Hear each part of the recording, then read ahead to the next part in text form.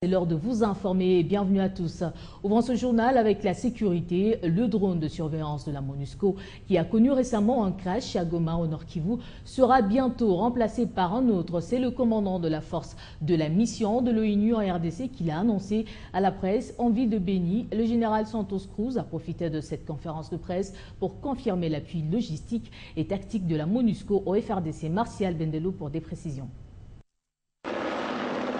La MONUSCO reste engagée aux côtés des forces armées de la République démocratique du Congo, même dans la traque des rebelles ougandais ADF Nalu en territoire de Beni. C'est ce qu'a déclaré à la presse ce mardi à Beni le commandant de cette mission onusienne en RDC. Le général Santos Cruz démonte ainsi des allégations selon lesquelles la MONUSCO aurait abandonné les FARDC dans l'opération qu'elles sont en train de mener contre l'ADF Nalu. Il a plutôt précisé que l'appui de la MONUSCO au FARDC reste jusque-là tactique et logistique. C'est une erreur, c'est un malentendu, c'est la désinformation que les populations croient que la MONUSCO ne fait. La MONUSCO a toujours été aux côtés des FARDC. Actuellement, la MONUSCO est engagée avec les FARDC et la MONUSCO le soutient sur le plan logistique, aussi sur le plan tactique, sur le terrain. La MONUSCO est là présente. Et je veux que vous vous rendiez compte que la MONUSCO a toujours été là et sera toujours là à côté des FARDC pour pouvoir lutter contre les groupes armés.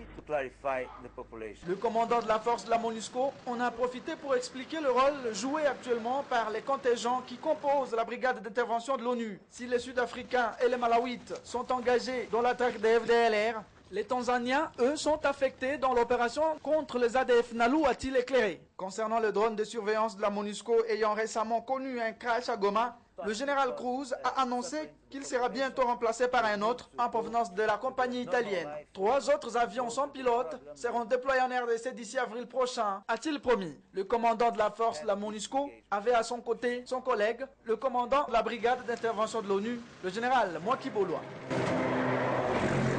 Dans notre chapitre, le séminaire FED 11 se poursuit à Bruxelles, en Belgique. Il est à son 2e jour. Une délégation congolaise conduite par Patrice Kitebi y prend également part. La promotion de l'intégration et de la coopération régionale entre l'Union européenne et la République démocratique du Congo était au menu. Une rencontre en commission entre les deux parties a d'ailleurs eu lieu. L'Union européenne compte apporter une aide financière à la RDC pour appuyer certains secteurs clés du pays. Si à l'ouverture, l'Union européenne, la CEAC et la CEMA comptent entamer un dialogue en vue de la programmation régionale pour la sous-région africaine de manière générale. Au cours de ce 2e jour, il était question d'apporter des éclaircissements sur les différents secteurs d'intervention. C'est ainsi que l'Union européenne compte l'accomplir en RDC dans le cadre du programme d'intérêt national. 4 secteurs d'intervention sont ciblés: la santé, l'environnement, les infrastructures et la réforme de la sécurité. Et pour la période 2014-2020, l'Union européenne a déjà disponibilisé pour son intervention en RDC 637 millions d'euros. Hormis toutes ces préoccupations, d'autres ont aussi fait l'objet des discussions. L'appui budgétaire, la composante assainissement de la ville de Kinshasa Énergie et la bancarisation de la paix de l'armée et de la police. Pour le commissaire européen, tout ne va pas se faire dans le cadre du FED 11 et l'Union européenne va devoir trouver d'autres mécanismes d'accompagnement en République démocratique du Congo. Parlant coopération dans ce journal, sachez que la République d'Argentine s'intéresse à la République démocratique du Congo, qu'elle voudrait reprendre sa coopération, notamment dans le secteur éducatif. C'est l'essentiel du message dont était porteur son vice-ministre de l'Intérieur en visite dans le pays. Ce jeudi, il a échangé avec le ministre de la Fonction publique qui assume l'intérim du ministre de l'Essurce. Aussitôt arrivée au cabinet du ministre, la délégation argentine s'est sentie chez elle.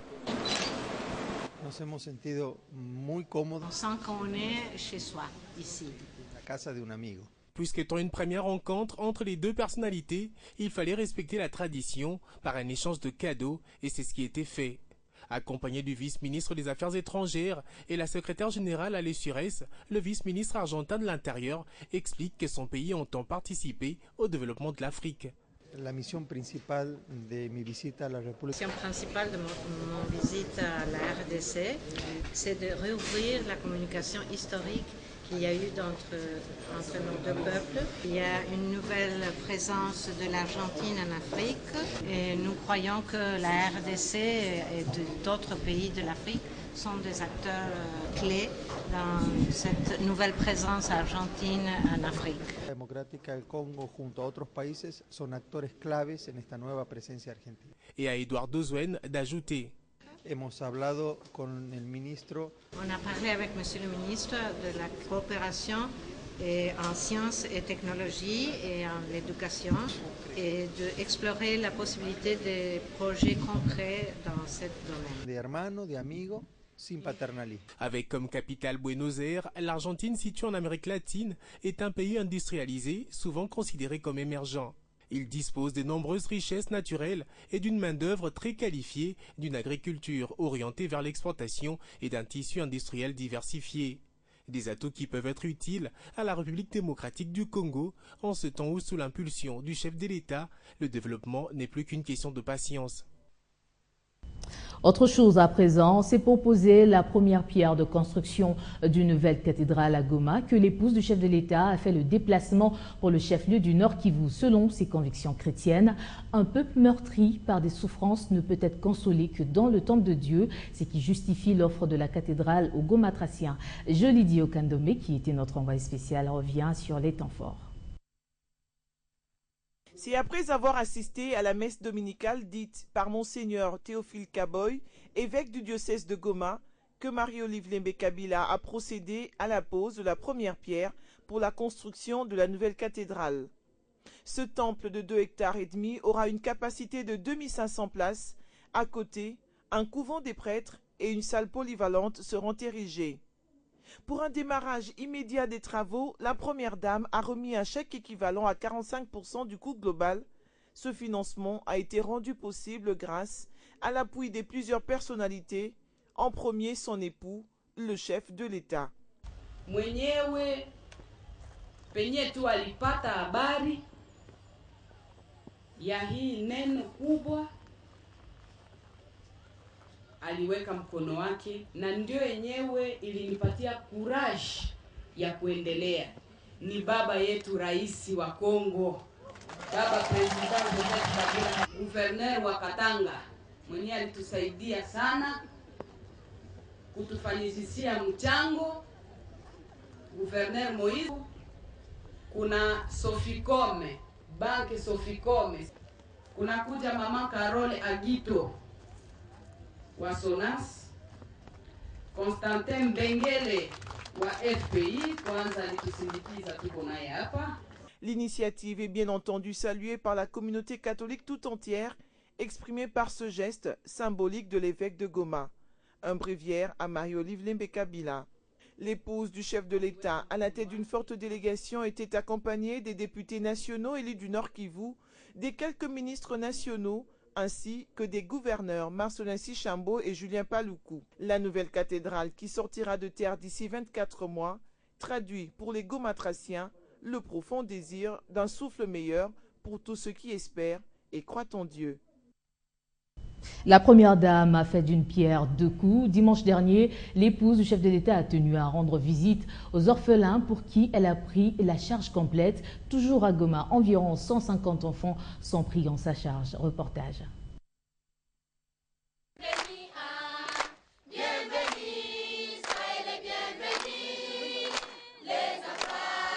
Des chants pour accueillir Marie-Olive Lembe Kabila.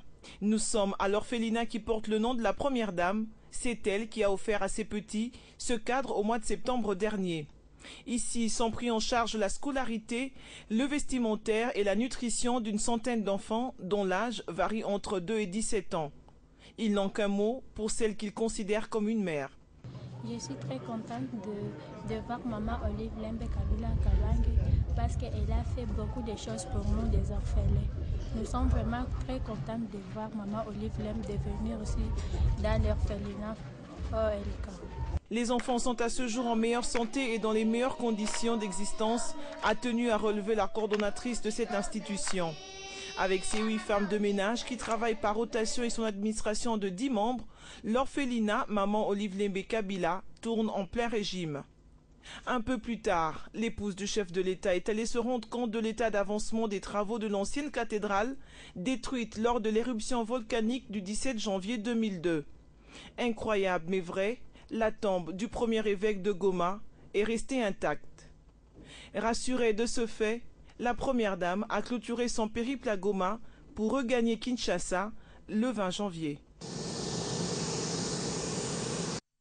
Et au Bas-Congo, sachez que la police nationale congolaise a désormais un siège répondant aux normes internationales. Il a été réhabilité et équipé sur financement de la Grande-Bretagne. Et c'est mercredi que le gouverneur Jacques Mbadou a remis officiellement les clés de ce bâtiment administratif au commissaire provincial Yav Patience Mouchid en présence du commissaire général Charles Bisengimana. C'était lors de la cérémonie de son inauguration organisée dans la ville de Matadi. Nanou Mavungu et Charlotte Ibwaba. C'est par ce geste que tout commence. C'est le bâtiment qui abritera désormais la police de proximité du Bas-Congo, chapeautée par le général Yav Patience Mouchid. Une bâtisse construite dans les normes internationales pour un travail de police de qualité. Le financement est signé Grande-Bretagne dans le cadre du projet conjoint province du Bas-Congo et l'Angleterre. Nous sommes très heureux d'avoir mis en place ce partenariat avec la police nationale congolaise. Faire bon usage de cet ouvrage, c'est l'appel qu'a lancé de son côté le commissaire général de la police Charles Bisengimana, aussi récemment confirmé à ce poste. En compagnie du gouverneur Jacques Mbadou, toutes les pièces qui composent ces bâtiments administratifs ont été ensuite visitées, puis le pont Maréchal, l'un des sites touristiques de la province du Bas-Congo. Parlant mine, la société minière Kibali Gold Mines, qui a achevé son premier trimestre d'opération le mois de décembre 2013, a non seulement atteint des objectifs qu'elle s'était fixés au moment de l'acquisition du projet en septembre 2009, mais elle l'a fait plus que prévu. Affirmation de Marc Bristow, directeur général de Randgold Ressources, lors d'un point de presse tenu lundi dernier à Kinshasa. Après un premier trimestre d'intenses opérations dans le nord-est de la République démocratique du Congo, l'heure est au bilan pour Kibali Gold Mine. La mise en exploitation de sa mine d'or a débuté pendant le troisième trimestre de l'année 2013 et le premier lingot d'or a été coulé le 24 septembre dernier. Pour Marc Bristow, directeur général de cette firme, les objectifs de Randgold, notamment définir le potentiel maximum du gisement, créer une ligne d'approvisionnement logistique de Doko à la frontière ougandaise, sécuriser la zone du projet, réinstaller plus de 4000 familles de 14 villages dans une nouvelle cité modèle et commencer la production en 2015 ont été atteints avec succès. Le programme de réinstallation a été achevé avec succès, la construction s'est déroulée comme prévu, l'infrastructure a été améliorée, l'excavation minière à ciel ouvert a démarré, Kibali a coulé son premier lingot d'or, la vente d'or commençant au mois d'octobre, un bilan possible grâce au soutien et à la coopération des autorités congolaises et la communauté locale. Très peu de gens en dehors de l'équipe de direction des Randgold et de la République démocratique du Congo ont cru que nous pouvons y parvenir. Mais dans un bref délai, nous avons mis sur pied un projet pour une opération beaucoup plus grande que prévu initialement. Entre autres, augmenter les réserves minérales à 11 millions d'onces d'or, accélérer le programme de construction. Dans le cadre de notre programme de réinstallation, par exemple, nous avons construit 14 écoles, 5 centres médicaux, 5 marchés, 29 chapelles pour différentes confessions religieuses et 70 km de route. Pour ce qui est de la révision du code minier en République démocratique du Congo, avec toutes les inquiétudes que cela implique, le directeur général de la société minière de Kilomoto rassure. Je sais que parmi tous ces partenaires tels que nous sommes là, personne ne souhaite avoir le Kilomoto. Donc, bref, je vous dis, nous sommes en accord. Plus de peur, donc, quant aux conséquences de la révision de ce code minier, mais il faudra aussi compter sur l'implication du gouvernement pour assurer davantage les investisseurs étrangers. L'actualité sur le continent, en Centrafrique, Catherine Samba-Panza a prêté serment ce jeudi en fin d'après-midi après avoir été investie par le président de la Cour constitutionnelle. Élue lundi dernier, Catherine Samba-Panza, âgée de 59 ans, est la première femme à diriger le pays et entend concentrer ses efforts sur la sécurité, l'humanitaire et le développement économique. Ouvrons notre page sportive pour parler de cette qualification des Léopards de la RDC pour le quart de finale qui a réjoui plus de Congolais restés au pays. Après le dernier coup de sifflet final, l'allégresse était totale dans les grandes artères de la ville, province de Kinshasa, notamment